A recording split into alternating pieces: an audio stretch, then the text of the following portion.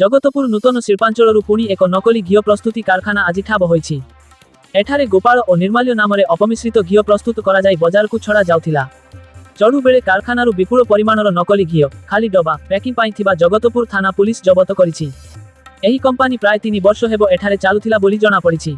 कारखाना मालिक लाइसेंस प्राप्त व्यवसाय भावे सोया बड़ी प्रस्तुति कारखाना चलाउथिबा बेले एहार आडवाଳରେ नकली घी प्रस्तुत करी मुनाफा कमाउथिले।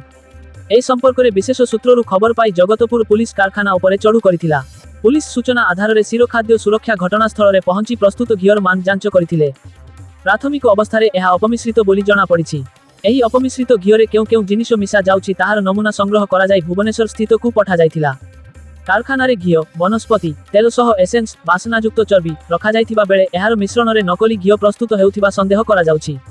एही नकली घी केन्द्रापड़ा जगतसिंहपुर नवरंगपुर मालाकानगिरी रायगड़ा बारिपदा भद्रक बालेश्वर और कोरापुट आदि जिल्ला रे बिक्री करा जाउछि।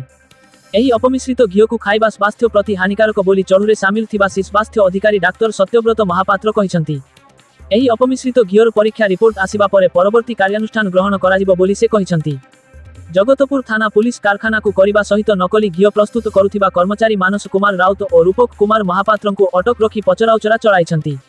एही नकली कारखाना चलाउथिबा और व्यावसायिक कारबार रे जेउमानकर संपृक्ति रहिछि सेमानक विरुद्धरे कड़ा कार्यानुष्ठान ग्रहण कराजिबो बोली कटक बिना एक एसीपी अरुण कुमार स्वाई कहिसंती।